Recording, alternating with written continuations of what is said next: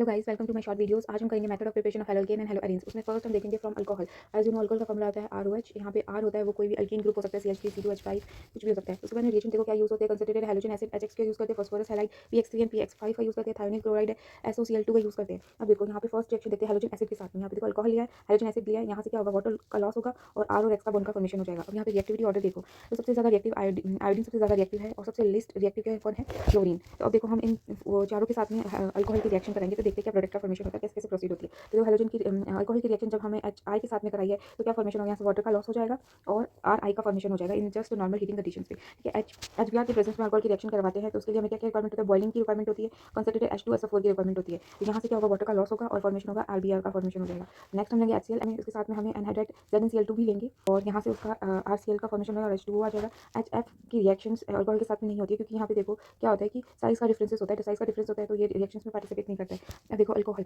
Degree 2 degree 1 degree कुछ भी हो सकता है अल्कोहल। अब रिएक्टिविटी का ऑर्डर क्या होता है, 3 degree 2 degree and 1 degree. 3 degree सबसे ज़्यादा रिएक्टिव होता है। ठीक है, अब देखो हमें कैसे पता लगेगा कि सैंपल के अंदर 1 डिग्री अल्कोहल है, 2 डिग्री है या 3 डिग्री अल्कोहल है। इसके लिए एक टेस्ट होता है, इनके आइडेंटिफिकेशन के लिए एक टेस्ट होता है, ल्यूकास रिएजेंट टेस्ट होता है, जिसके अंदर ल्यूकास रिएजेंट को यूज़ करते हैं। जैसे ल्यूकास रिएजेंट क्या होता है, HCl एंड ZnCl2, जिसका ल्यूकास रिएजेंट है।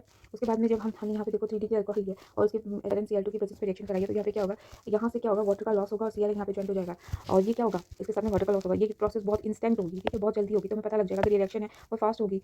अगर जो सोल्यूशन इसका कलर वाइट नहीं हुआ है इट मींस की रिएक्शन अभी चल रही है। ठीक है, और बट 3 डिग्री में क्या होता है कि बहुत जल्दी रिएक्शन टेक प्लेस करी जाती है। उसके बाद हमने 2 डिग्री अल्कोहल लिया, उसकी भी रिएक्शन सेम हमने HCl ZnCl2 के साथ में करवाई।